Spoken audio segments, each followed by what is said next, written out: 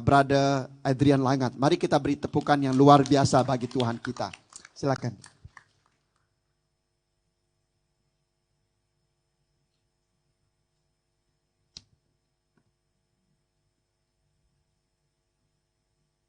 Shalom, selamat pagi.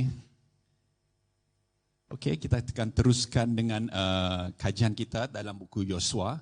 Minggu ini kita sepatutnya cover Yosua 7, 8 dan 9. Tapi disebabkan masa, kita tidak akan pergi 3 chapter itu, 3 bab itu. Tapi kita akan pagi ini, kita akan lihat Yosua 7 dan 8. Saya akan tunjukkan overview dia dulu.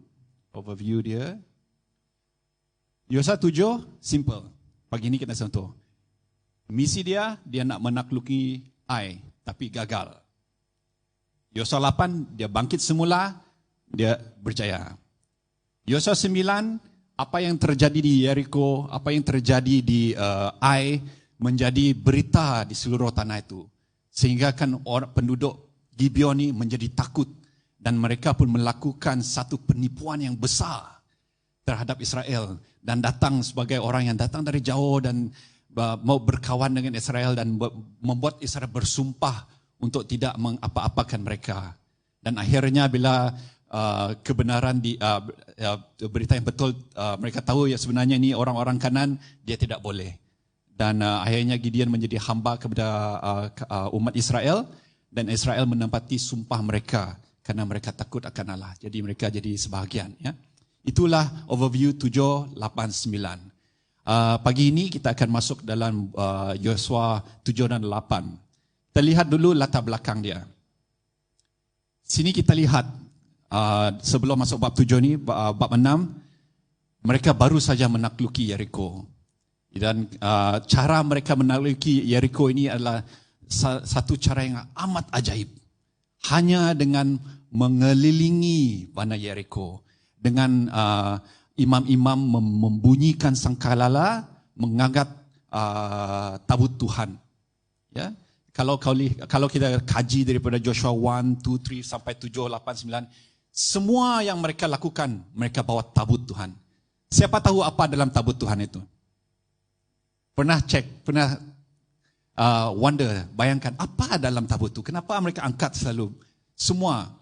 Bila Musa keluar dari Egypt, Mesir, dia tidak ada tabut, dia cuma angkat tongkat. Tapi di sini, di Sungai Yordan, Tuhan ingin tunjukkan sesuatu. Benda pertama, 1 juta umat Israel di pinggir sungai, Tuhan cakap bawa tabut itu masuk sungai. Jadi imam ini bawa angkat masuk air. Masa itu banjir. Tapi bila tabut itu berada di situ, sungai itu dikeringkan. Dan umat Israel masuk ke dalam tanah perjanjian. Dalam tabut itu ada 3 benda. The 10 Commandments. Ya, yang Tuhan bagi kepada Musa. Kedua, tongkat Aaron yang berbunga menunjukkan Tuhan telah memilih dia sebagai imam kepada umat Israel. Bila Tuhan memilih imam untuk Israel, menunjukkan Tuhan ada favor. Ini orang saya, jadi saya bangkitkan imam untuk menyembah saya bagi pihak Israel. Itu pentingnya imam sebagai tanda orang yang orang-orang perjanjian kepada Tuhan. Dan ketiga, mana. Mana itu makanan yang Tuhan berikan kepada umat Israel 40 tahun dalam gurun pasir kan, yang Tuhan hantar dari langit, pagi-pagi mereka kumpul, malam mereka makan. Apa maksud itu? Pengalaman. Ingat bagaimana Tuhan memberi keperluan mereka. Walaupun di gurun, mana boleh tanam padi, tanam sayur dekat gurun. Tuhan beri. 40 tahun mereka jalan dalam gurun. Musa cakap, kasut mereka tidak koyak. Baju mereka tidak lusuh. Ada, baca buku Keluaran. Ada dia statement itu. Ya, itulah saya ingin tunjuk gambar ini. Tabut itu menunjukkan kehadiran Tuhan. Firman Tuhan yang membawa kita ke dalam tanah perjanjian. Firman Tuhan yang membawa kita ke dalam promises of God. Janji-janji, berkat Tuhan, perlindungan Tuhan, kehidupan dalam Tuhan yang dia janjikan. Itu importance dia, message yang Tuhan ingin lakukan. Yosua, Tuhan boleh suruh Yosua angkat saja tongkat itu, sungai itu kering. Tapi kenapa tabut? Kenapa 6 hari pusing, jangan buat apa-apa, jangan angkat senjata. Pusing saja. Jericho, bawa tabut. Apa maksudnya? Bawa firman Tuhan, mana kamu pergi? Bawa dalam hati kamu. Tabut hari ini adalah badan kita. Your body is the temple of the Holy Spirit. Bawa di mana-mana. Tempat. Apapun masalah, diam dalam Tuhan. Percaya kepada firman-Nya. Itu background dia. Dan bila mereka, bila Tuhan pecahkan tembok benteng teguh Jericho itu, mereka masuk dan mereka hapuskan semua. Kerana perintah Tuhan masa itu ialah hapuskan semua manusia, binatang dan apa juga larahan, the plunder, larahan, emas, semua benda-benda mewah itu musnahkan. Kerana perintah Tuhan, jagalah diri kamu daripada barang-barang yang telah dikhususkan untuk dimusnahkan. Jangan sampai kamu mengambil sesuatu pun daripada barang-barang itu, kerana ini akan mendatangkan kebinasaan ke atas perkemahan Israel. Itu background dia. Dan sekarang kita masuk ke Yosua 7. Next page. So ini peta, just to give kita ilustrasi di mana mereka, sebelah kanan tu kita lihat Sungai Yordan tu, mereka seberang Sungai Yordan dan pergi ke Jericho. Situ mereka telah tumpaskan. Dan sekarang next mission, Ai. Dia nak pergi Ai. So di situ kita sekarang baca Yosua. Okay. Mari kita buka buku Yosua. Saya akan baca daripada versi Alkitab versi Borneo. Okey ya, kita baca firman Tuhan dalam gereja Tuhan. Itulah kita datang ke gereja. Kita baca satu bab. At least today you know, kita telah baca satu bab dalam Bible. Ya. Okay, I will help us read. Jadi baca masing-masing. Bila semua sudah okey. Alright. Yosua 7. Kekalahan orang Israel di Ai. Namun begitu, orang Israel melakukan kemungkaran dalam hal barang-barang yang dikhususkan untuk dimusnahkan. Akan anak Karmi, anak Zabdi, anak Zerah daripada suku Yehuda mengambil beberapa daripada barang-barang yang dikhususkan itu, maka menyalalah murka Tuhan terhadap orang Israel. Yosua mengutus beberapa orang ke Jericho, ke Ai, yang terletak dekat Bet Awan di sebelah timur Betel. Katanya kepada mereka, pergilah dan intiplah keadaan negeri itu. Maka pergilah mereka mengintip Ai. Setelah kembali kepada Yosua, mereka berkata kepadanya, tidak perlu bagi seluruh umat pergi ke sana. Biarlah sekadar kira-kira 2 atau 3,000 orang sahaja yang pergi menyerang Ai. Usah menyusahkan seluruh umat berjalan ke sana, kerana penduduk di situ tidak ramai. Maka pergilah kira-kira 3,000 orang daripada umat itu ke sana, tetapi mereka melarikan diri dari hadapan orang Ai. Sampai saja terus melarikan diri. Orang Ai membunuh kira-kira 36 orang daripada kalangan mereka, lalu mengejar mereka mulai pintu gerbang sampai ke Shebarim dan berjaya menumpaskan mereka di lereng. Lalu tersangat tawarlah hati umat itu. Macam itu saja. Pergi terus melarikan diri dan dibunuh. Dan confident orang-orang Ai ini pun meningkat. Yosua mengoyakkan pakaiannya dan sujud di hadapan tabut Tuhan. Tabut Tuhan, kehadiran Tuhan. Sampai petang bersama para tua-tua Israel. Mereka menghamburkan debu ke atas kepala mereka. Kata Yosua, aduh, ya Tuhan Allah, mengapakah engkau membawa bangsa ini menyeberangi sungai Yordan untuk menyerahkan kami ke dalam tangan Bani Amori supaya kami binasa? Kalau sahaja kami puas dan tetap tinggal di seberang sungai Yordan. Ini macam kita lah. Oh Tuhan, kenapa kau bawa kami ke KL? Kalaulah saya puas tinggal di Miri dulu. Kalaulah saya puas tinggal di Sarawak. Tidak saya jadi macam ini. Saya datang sini, seksa. Apa sudah terjadi? Macam itulah gambaran dia kan. Ya.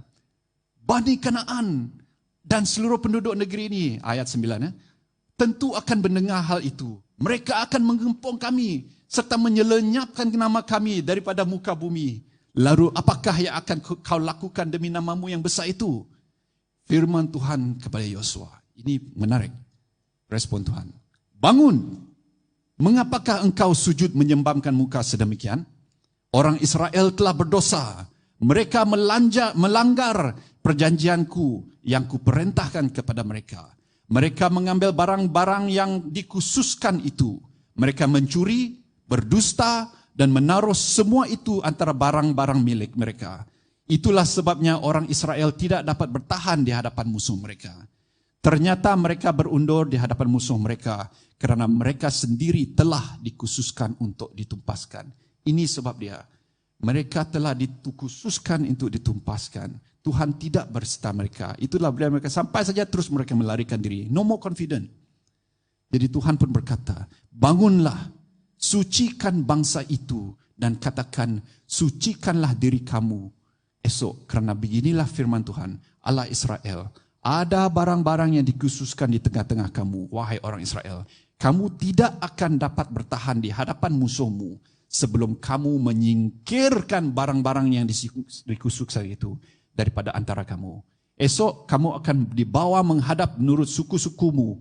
Pilih suku, Tuhan akan memilih suku yang harus datang menghadapnya. Kaum yang dipilih Tuhan akan datang menghadap menurut keluarga-keluarganya. Lalu keluarga yang dipilih Tuhan harus datang menghadap seorang demi seorang. Nanti orang yang didapati mengambil barang yang dikhususkan itu harus dibakar habis berserta segala yang ada padanya kerana dia telah melanggar. Tengok proses dia nak cari siapa yang bersalah itu besar. Berapa ratus ribu orang Israel. Tapi dia ambil effort, ambil masa untuk go through mana silap dia, kan? Okay, so secara kesimpulannya akhirnya 20 akan akan dipilih dan akan jawab kepada Yosua. Memang benar aku telah berdosa terhadap Tuhan Allah Israel. Inilah yang kulakukan ketika aku melihat sehelai jubah indah buatan Sinia 200 shikal perak dan sebatang emas seberat 50 shikal antara barang-barang jarahan itu. Aku menginginkannya. Aku lihat, aku ingin dan lalu aku ambil. Semua itu aku sembunyikan di dalam tanah di tengah-tengah kemahku dengan perak di bawahnya. Yosua menyuruh beberapa orang suruhan lalu mereka berlari ke kemah itu. No waste time, terus lari. Mereka mengambil semua itu dari tengah-tengah kemah, membawanya kepada Yosua dan kepada seluruh orang Israel, lalu meletakkannya di hadapan Tuhan. Kemudian Yosua dan semua orang Israel mengambil Akan, anak Zerah, dan perak jubah emas sebatang itu, dan juga anak-anaknya, baik lelaki maupun perempuan, kawanan dombanya, lembunya, keldainya, dan juga kemahnya, serta segala miliknya. Semuanya dibawa ke lembah Akor. Kata Yosua, mengapakah engkau mendatangkan kesusahan kepada kami? Tuhan pun akan mendatangkan kesusahan kepadamu pada hari ini. Lalu semua orang Israel merejamnya. Semuanya dibakar habis dengan api dan dilempar mereka dengan batu. Setelah itu di atasnya didirikan mereka satu timbunan batu yang besar yang masih ada sampai hari ini. Maka surutlah murka Tuhan yang menyala-nyala. Oleh sebab itu tempat itu dinamai Lembah Akor sampai hari ini. Mari kita berdoa. Tuhan, terima kasih Tuhan kerana Engkau selalu berada berserta kami. Kami datang Tuhan ke bait-Mu, datang ke gereja-Mu, datang di hadapan-Mu Tuhan untuk mencari wajah-Mu. Katakanlah Tuhan apa yang ada di dalam hati-Mu supaya kami tahu di mana silap kami, tahu apa yang kami perlu lakukan supaya kami boleh terus berjalan dalam kemenangan, terus berjalan dalam kekuatan-Mu. Dalam nama Yesus kami berdoa. Amin. It's not coincidence, bukan secara dia bukan coincidence lah. Pagi ini kita buat Holy Communion dan kita baca tadi dalam Yosua 7 dekah, sucikan hati kamu.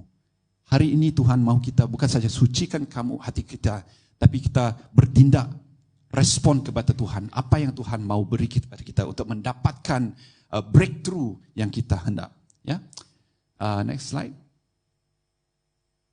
Okay, so daripada yang kita baca tadi, kita lihat kegagalan.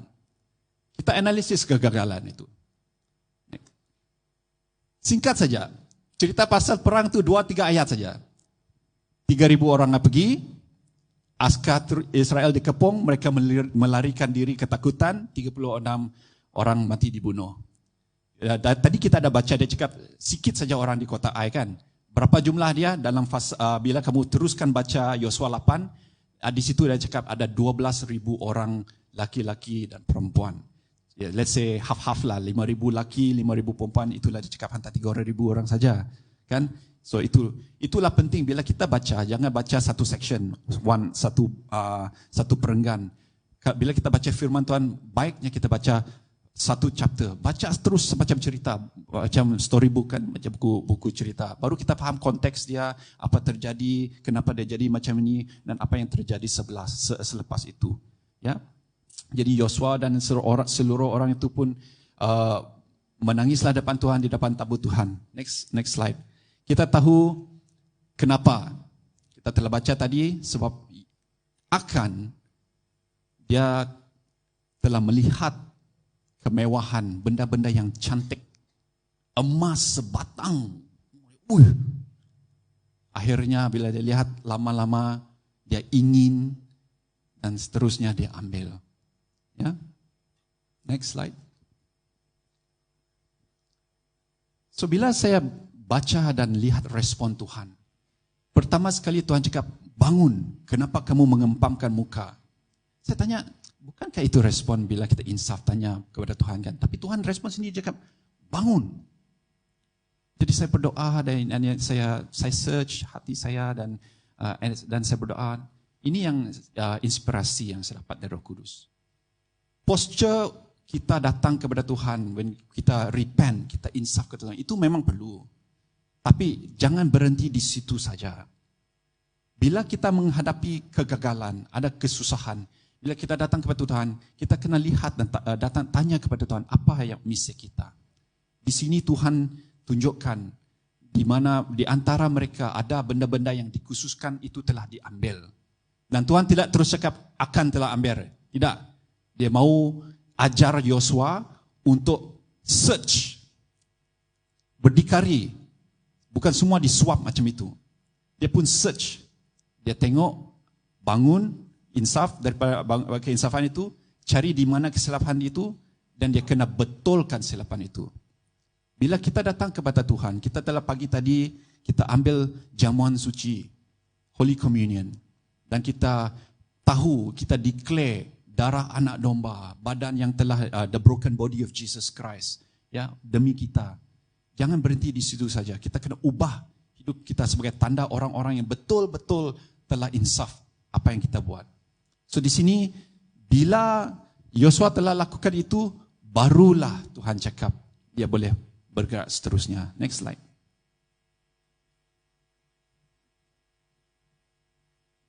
Okay.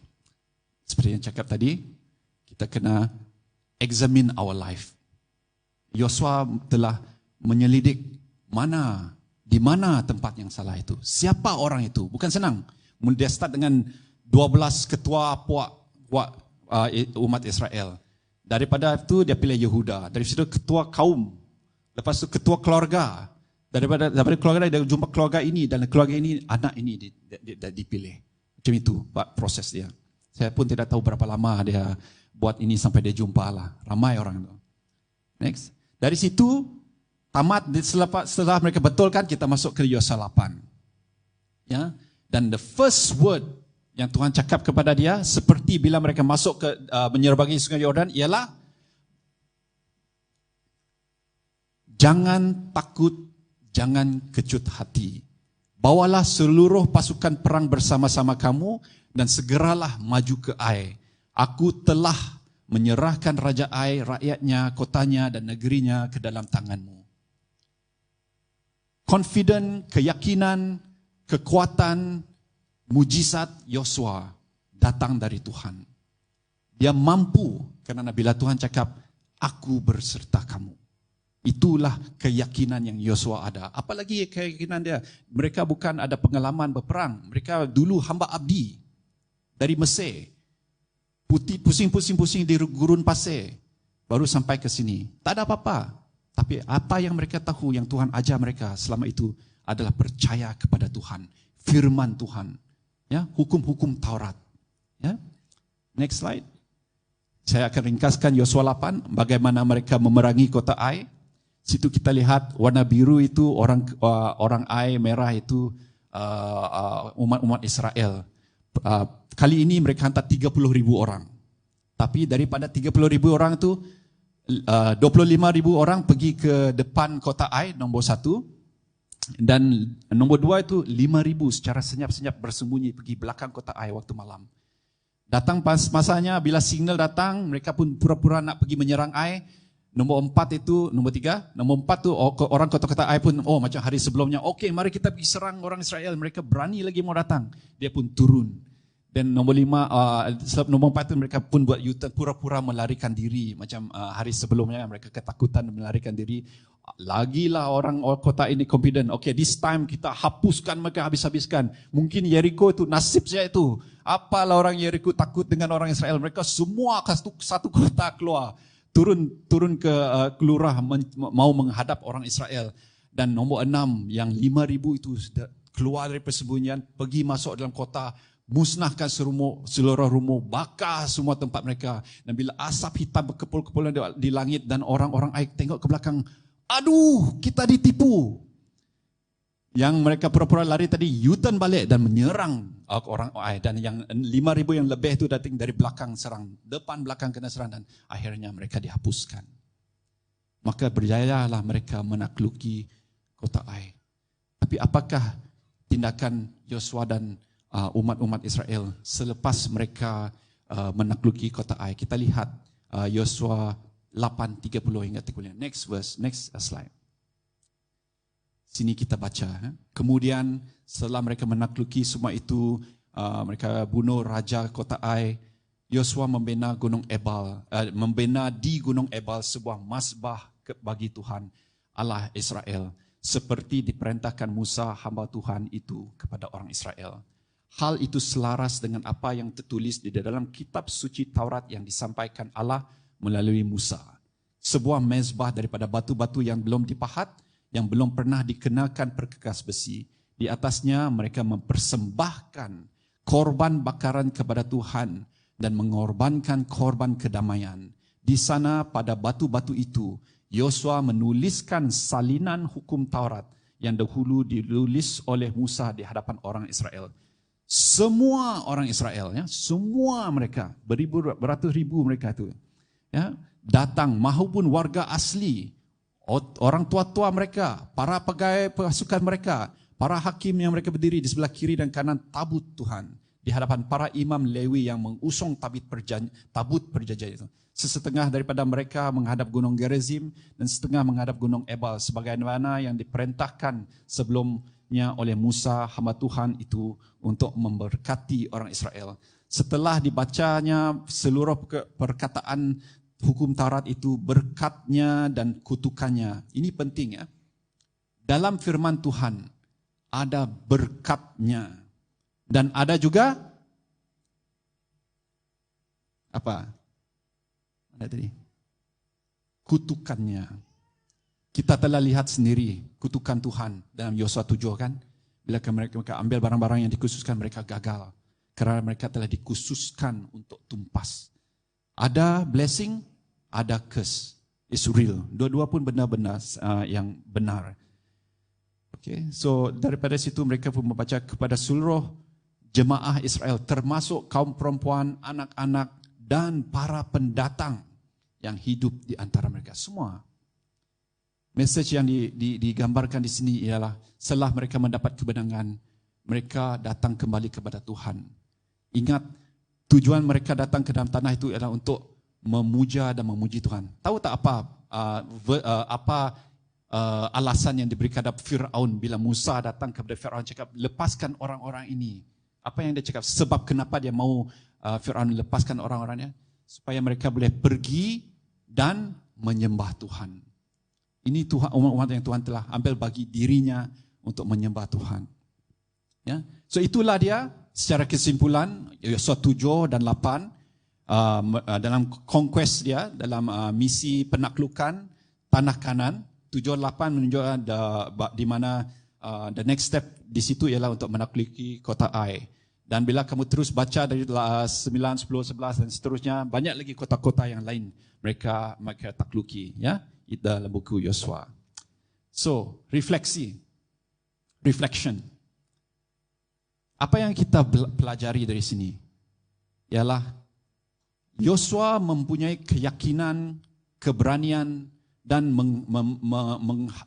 menghadapi mujizat bila dia berjalan di dalam perintah Tuhan. Ada dalam firman dan perintah Tuhan, ada berkat dan bila kita taat kepada Tuhan, dan ada juga kutukan bila kita ingkar dalam perintahnya. Kalau kita baca Deuteronomy 28, you can see the blessing, but the curse lagi panjang. That's why the Bible cakap, the fear of God is the beginning of wisdom. Takut akan Tuhan bermulanya kebijaksanaan. Alright? Dan kita belajar dari Yosua, bila kita mengakui kesalahan kita dan insaf, kita jangan berhenti di situ. Kita perlu bertindak untuk membetulkan kesalahan yang kita buat, untuk mengalami permulaan yang baru. Dan Yosua 8 dalam verse yang 8:30 hingga 35 yang kita baca tadi, kita tengok kita kena renew our commitment. Pagi tadi kita buat apa? Kenapa kita buat jamuan suci?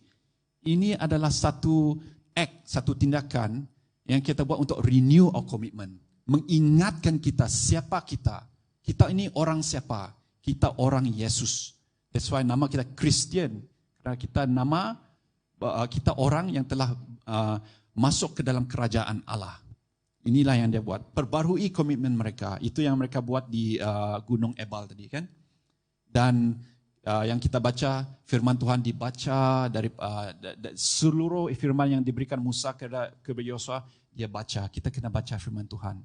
Kerana firman Tuhan akan memberitahu kita apa yang kita perlu buat. Memberikan kita semangat, memberikan kita pengajaran, memberikan kita warning.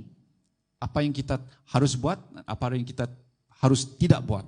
Ya, itu refleksi 7 dan 8. Jadi respon. Apa take home message? So what personally, apa yang saya terima daripada bacaan 2 bab ini, 2 pasal ini? Pertama, tunaikan kewajipan kita. Gambaran kota Jericho itu yang diberikan adalah persepuluhan. Kota pertama yang mereka takluki Tuhan dan cakap khususkan untuk dimusnahkan.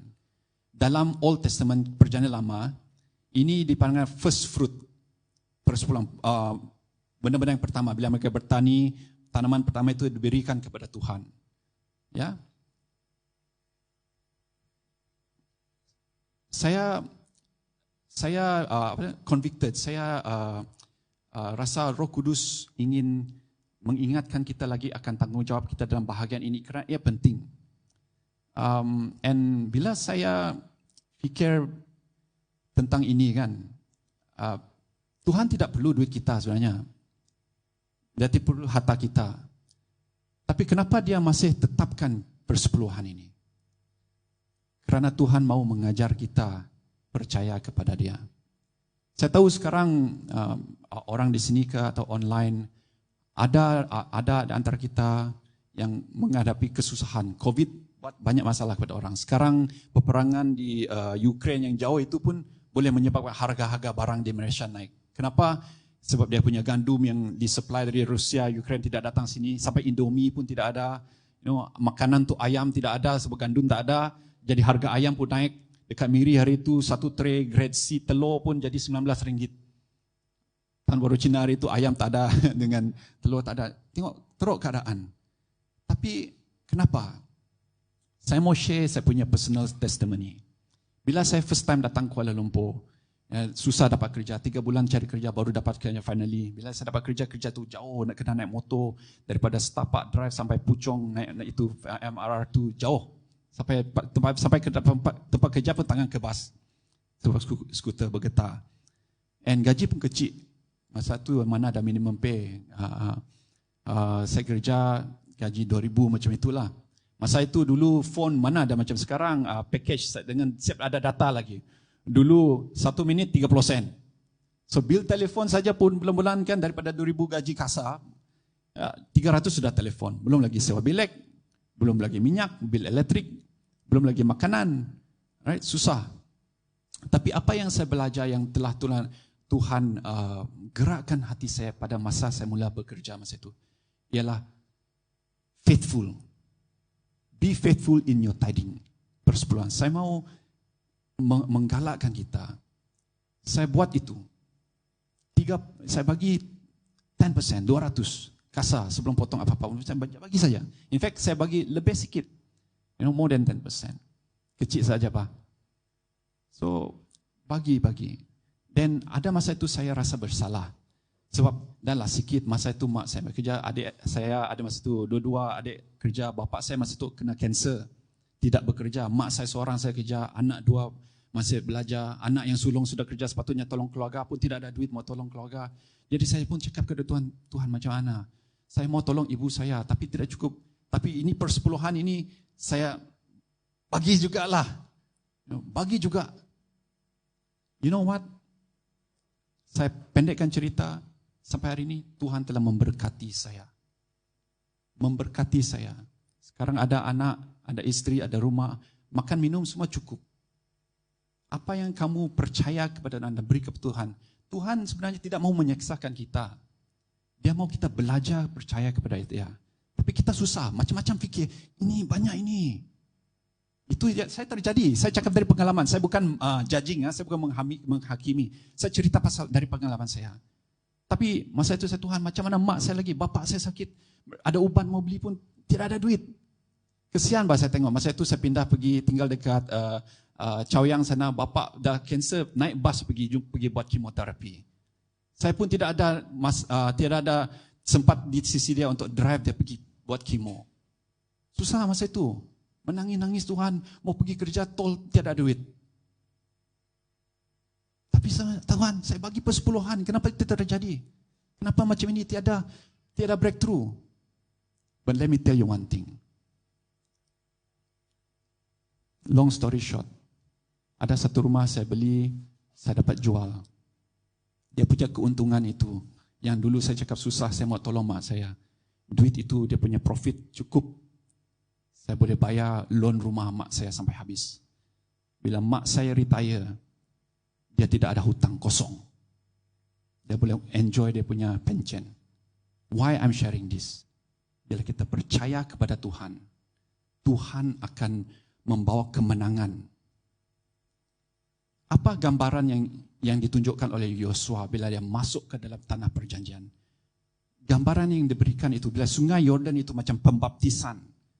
Kita terima Yesus sebagai juru selamat berdasarkan firman-Nya. Bila saya percaya dia Tuhan dan Juru Selamat saya, segala dosa saya dihapuskan. Kau tahu sungai itu berhenti di mana? Daripada Adam, bandar bernama Adam. Dosa-dosa dari Adam sampai sekarang dihapuskan. Bila masuk dalam kota Kanan itu, apa maksud dia? Bila kita menerima Yesus sebagai Juru Selamat, bukan maksudnya tiba-tiba, wah, berkat demi berkat terus berlimpah datang. Saya duduk ke rumah, ya apa peribahasa yang golek datang bergolek, rezeki datang bergolek-golek masuk rumah, buka saja pintu, oh rezeki itu tidak. Yosua kena masuk, mereka kena percaya kepada firman Tuhan, bawa tabut, kena takluk kota ini, kena takluk sama macam hidup kita sebagai Kristian. Banyak kota-kota spiritual yang kita kena takluki, kita kena menangi dalam hidup kita. Itu respons saya pakai pada ini. Kalau kita buka dalam buku Malakai, ini Tuhan cabar ya. Tuhan cabar. Dalam buku Malakai, bab 3, ayat 6, dia cakap, Aku Tuhan dan aku kekal tidak berubah. Maha kamu wahai Bani Yakub tidak dibinasakan. Sejak zaman nenek moyangmu, kamu telah menyimpang daripada ketetapanku dan tidak memegangnya dengan teguh. Kembalilah kepadaku agar aku akan kembali kepadamu. Demikianlah firman Tuhan alam semesta. Tapi kamu bertanya dengan secara bagaimanakah kami harus kembali? Sanggupkah manusia merompak Allah? Namun demikian kamu merompak aku. Tapi kamu bertanya, bagaimana kami merompak Tuhan? Dalam hal persembahan persepuluh dan persembahan khusus. Kamu dikutuk atas sebab kamu merompak aku. Ya kamu seluruh bangsa. Bawalah seluruh persembahan persepuluhan kamu ke dalam kebendaraan supaya ada makanan di baitku. Kemudian ujilah aku. Ini Tuhan cakap, ujilah aku dalam hal ini. Firman Tuhan alam semesta, adakah aku tidak akan membuka bagimu tingkap-tingkap di langit dan mencurahkan berkat kepadamu sampai tiada tempat memadai untuk kamu menampaunya. Tuhan cakap, cobalah aku. Kau bagi persepuluhan, kau tengok. Sampai tempat nak simpan pun tidak ada. Dia cakap, saya boleh dari testimoni saya katakan, sampai hutang rumah untuk mak saya pun habis dibayar. Masa mak saya mau beli rumah itu dulu, dia pergi jumpa lawyer, dia buat down payment kan lambat sikit sebab ada masalah kewangan. Orang dekat office tu cakap apa?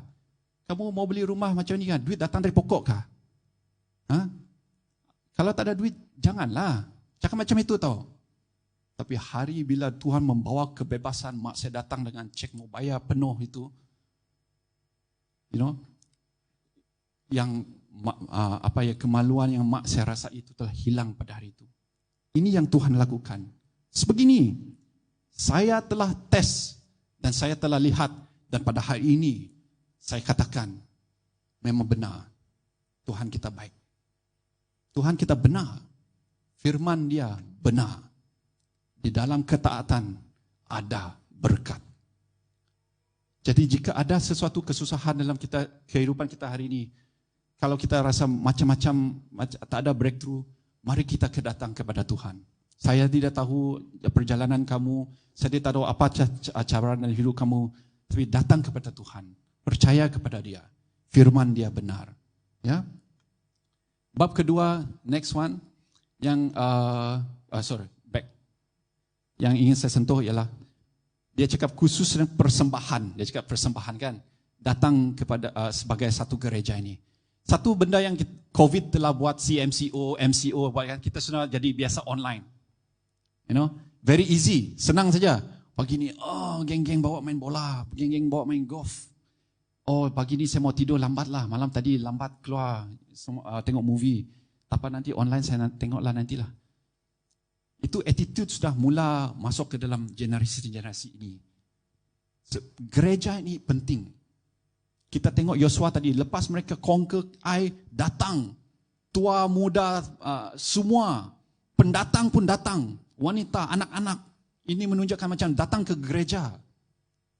Kita harus, jangan lupa, sebagai tanda-tanda orang dalam perjanjian Tuhan, identiti kita ialah datang beribadah. Apa identiti kawan-kawan kita orang Muslim? Sembahyang Jumaat. Itu identiti dia. Itu komitmen dia sebagai Muslim. Tapi kita Kristian? Adakah kita memperlekehkan, memperkecilkan datang beribadah bersama-sama? Bagaimanakah iman kita menunjuk kepada dunia yang Tuhan kita ini betul-betul diagungkan? Betul-betul disembah, dipuji. Bila attitude kita macam, tak payahlah. Kalau aku senang, aku pergilah. Saya ingin gesar sebagai orang-orang perjanjian dalam darah domba. Darah Yesus yang ditumpahkan, badan yang telah dirosakkan. Broken body of Jesus Christ atas salib itu. Let's give Him respect. Bagi penghormatan. Keluarlah dari rumah kita sekali seminggu. Datang ke bait Allah. Dia cakap, biarlah ada makanan di dalam baitku tadi dalam buku Malakai. Bukan itu duit saja. Dia mau orang datang. Sebab bila kita datang bersama-sama macam ni, kita boleh encourage one another. Iman kita pun bila kita tengok saudara itu dia share, kita pun bangkit. Yang lemah kita tolong. Penting. Ibadah ini penting. Jangan ada sekalipun biar musuh-musuh kita, roh-roh jahat berkata, tak apa.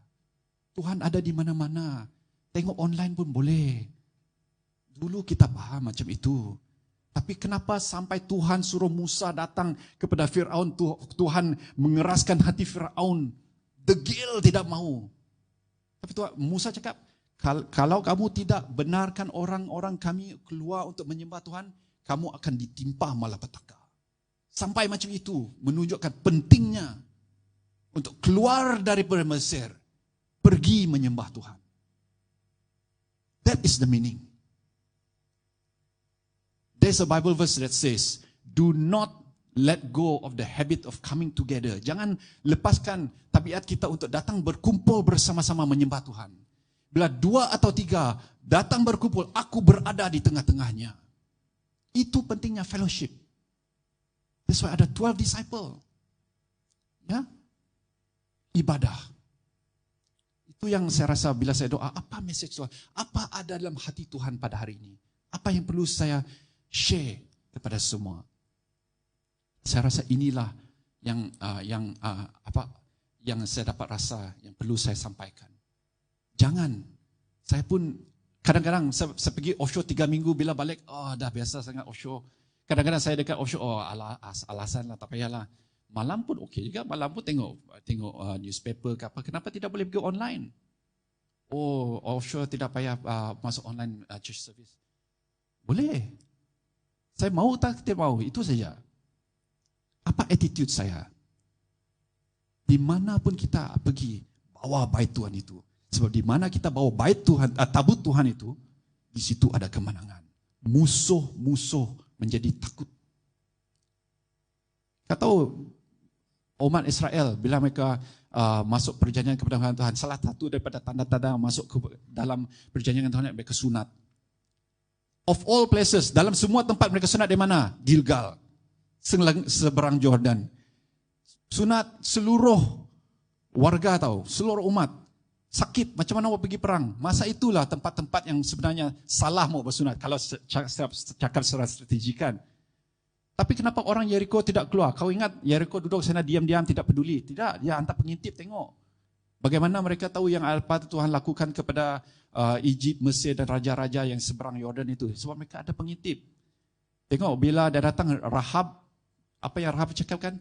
Semua penduduk sini takut akan Tuhan kamu, umat Israel. Kerana Tuhan kamu adalah Tuhan di surga dan di bumi. Itu respon mereka bila melihat. Itulah sebab orang Jericho tidak berani keluar.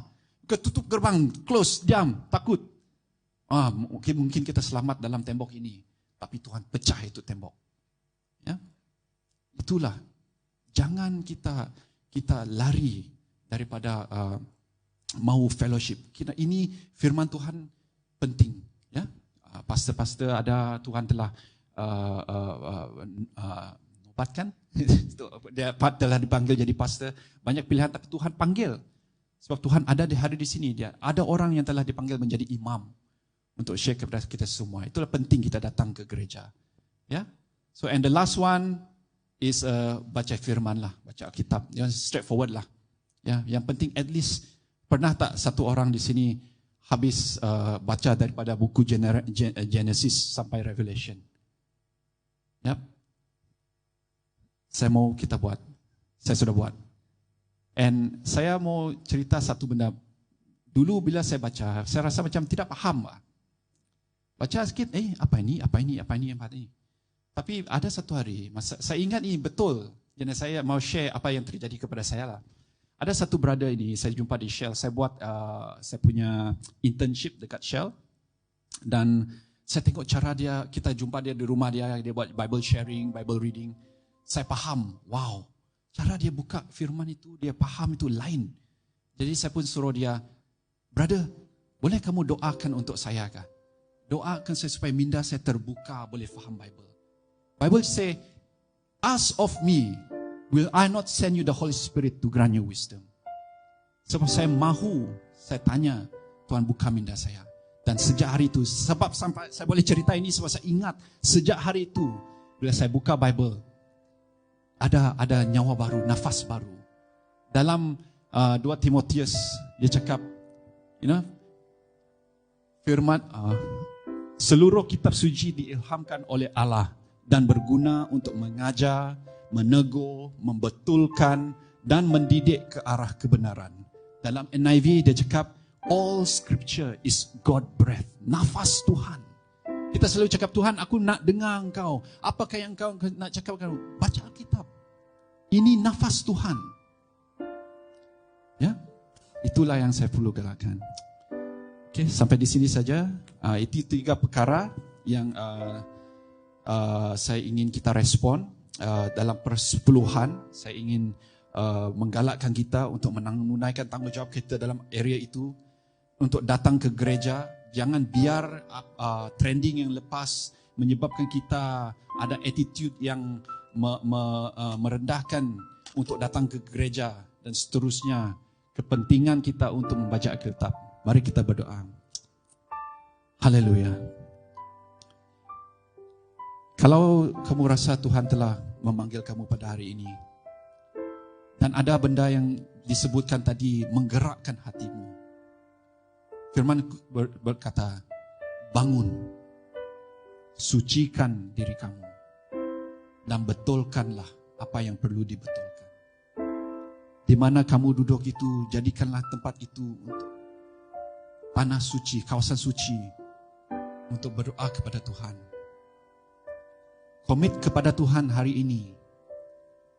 Komit kepada Tuhan hari ini untuk kembali kepada Dia dan melakukan perkara yang betul. Haleluya, syukur Rabbasana. Izinkan saya berdoa dalam English.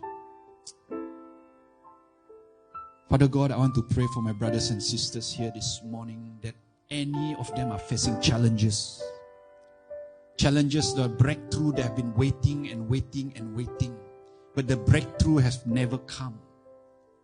Even as they put their faith in you, even as they trust in you, even as they give to you, even as they serve you, Father, this morning I pray that they will not give up, that they will be encouraged, that the breakthrough is coming. You are faithful. In your time, it is perfect. When it comes wonderfully, perfect timing.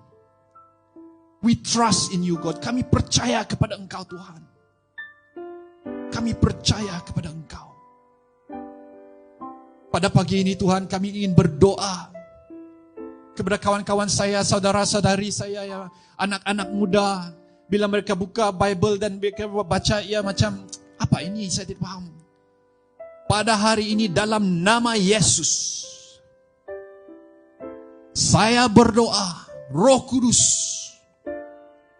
bukalah minda-minda mereka untuk memahami firman-Mu, mengetahui firman-Mu, tahu akan isi hati-Mu Tuhan dalam setiap perkataan, setiap ayat di dalam firman-Mu.